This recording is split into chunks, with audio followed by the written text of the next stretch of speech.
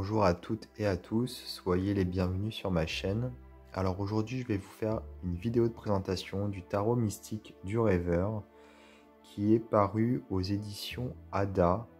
C'est un éditeur canadien, il n'a jamais été édité en France et donc Ada, pour ceux qui connaissent, est un éditeur donc canadien qui généralement édite ses jeux en quantité assez limitée.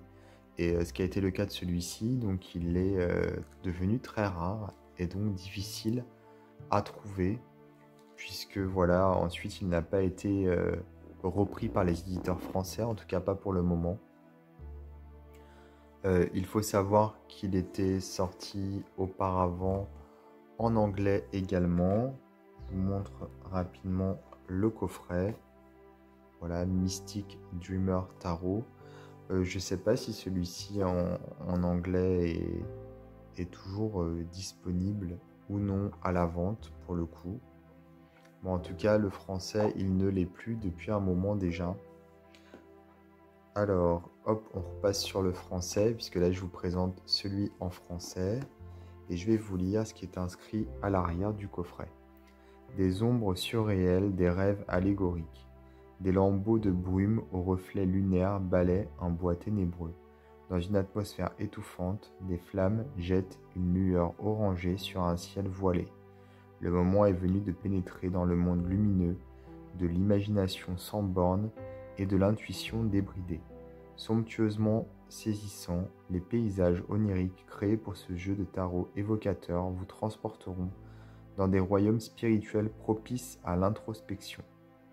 Illustré de manière saisissante par l'artiste numérique Heidi Darras et accompagné d'un guide pratique inspirant signé par Barbara Moore, auteur renommé d'ouvrages sur le tarot mystique du rêveur vous propose plusieurs outils pour sonder vos rêves. Donc il y a 78 cartes et un guidebook de 248 pages. Voilà. Alors, le petit souci avec cette édition, c'est que le coffret n'est pas forcément très solide, contrairement à l'édition en anglais qui est beaucoup plus... voilà, c'est un coffret aimanté très solide, alors que là, on est sur du carton tout fin. On a ici le coffret qui s'ouvre comme ceci. Et vous voyez, le carton, il est vraiment fin pour le coup. Il faut faire très attention. On a ensuite donc le bouquin à l'intérieur. Et on a ici le jeu de cartes. Et ici le... Comment dire ce que vous voyez là, en fait, c'est juste un socle qui permet de maintenir les cartes pour éviter voilà, qu'elles se baladent. Et donc on a des morceaux de carton en dessous pour surélever un petit peu. Bon, c'est un peu artisanal, on va dire, mais voilà, franchement, il y a mieux comme coffret. Moi, je suis pas particulièrement fan. Les coffrets Ada, généralement, ils sont assez fragiles pour le coup, c'est dommage. Donc voilà, ici, on a, hop, comme je le disais, alors je vais faire un peu de place. Ce sera plus facile comme ça. On a donc les cartes dans une petite pochette et ici le livre. Alors le livre. Donc le jeu est sorti à la base en 2010, il me semble. Ouais, 2008 en anglais et 2010 en français. Alors, un mot de l'auteur pour commencer et mot de l'artiste pour suivre. Ensuite, l'introduction. Commençons par le début. Voilà. On nous explique un petit peu comment s'articulent les cartes les unes par rapport aux autres. L'interprétation des cartes.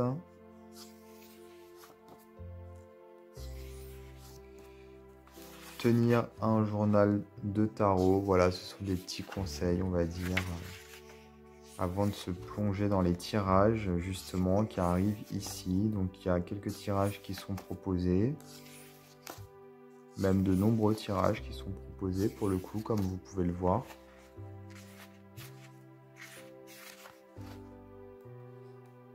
Ouais, il y en a vraiment beaucoup, hein. Vous voyez ici, encore il y en a d'autres. Le travail sur les rêves, oui, parce qu'on peut se servir de ce jeu pour essayer un petit peu d'interpréter et comprendre ses rêves.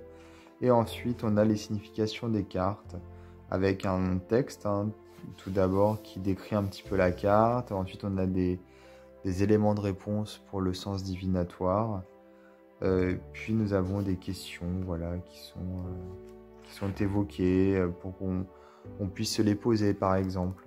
Donc, on a les arcanes majeurs et les arcanes mineurs. On a à peu près le même texte, la même quantité de texte pour les majeurs et les mineurs. Donc voilà pour le bouquin. Je vais vous montrer les cartes à présent.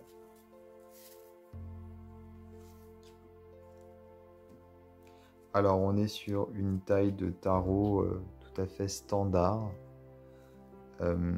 Les tranches sont simples. Elles ne sont pas ni dorées ni argentées. Voici le dos.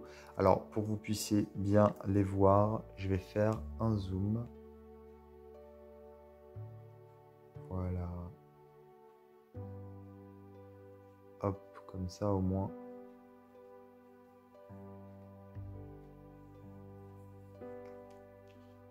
Je vais même les laisser comme ça. Ça va vous permettre de les regarder plus longtemps si vous avez envie.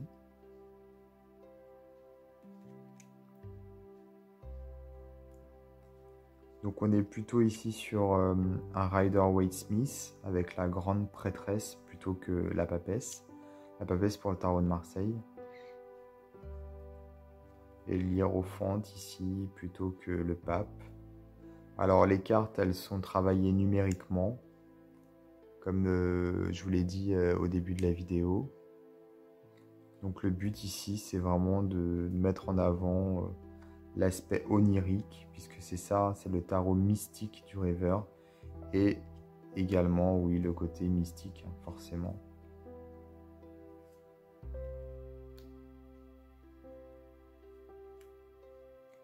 Donc la justice en 8 et la force en 11 pardon, et la force en 8, contrairement au tarot de Marseille, puisqu'encore une fois, on est ici sur un tarot de type Rider-Waite-Smith.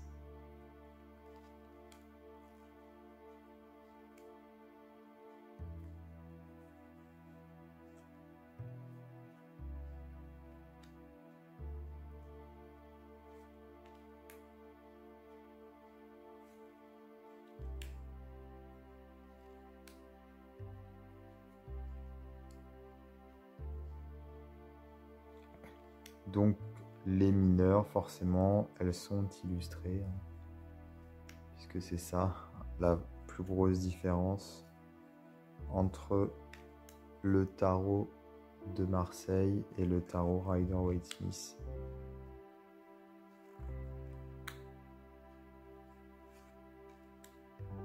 Donc pour ceux qui connaissent ce système-là, je pense que vous allez vite vous familiariser avec les illustrations pour le coup, puisque ça reprend vraiment les illustrations, hein, sauf qu'elles sont différentes à cause de voilà, les couleurs, les personnages, la mise en scène un petit peu, mais on retrouve vraiment l'idée.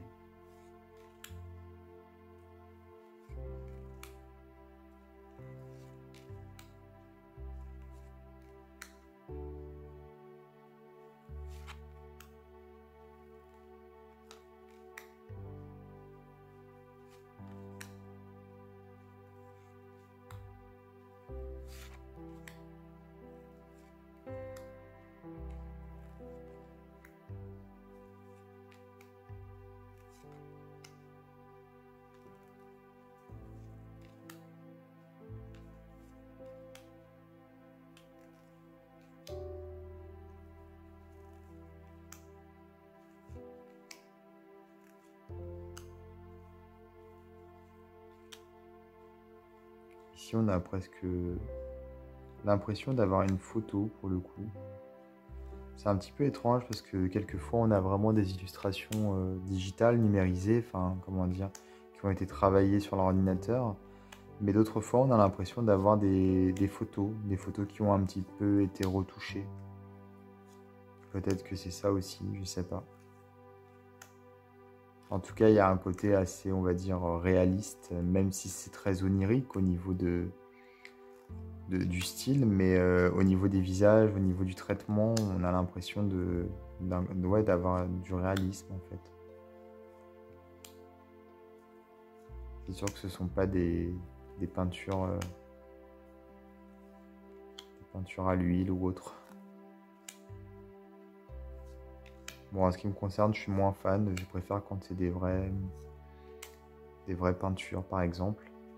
Et voilà. Donc, ce jeu, donc paru chez Ada, comme je vous le disais, le tarot mystique du rêveur, qui n'est donc plus disponible et qui est un jeu qui est devenu rare. Voilà. N'hésitez pas à vous abonner à ma chaîne et moi, je vous dis à bientôt pour d'autres vidéos.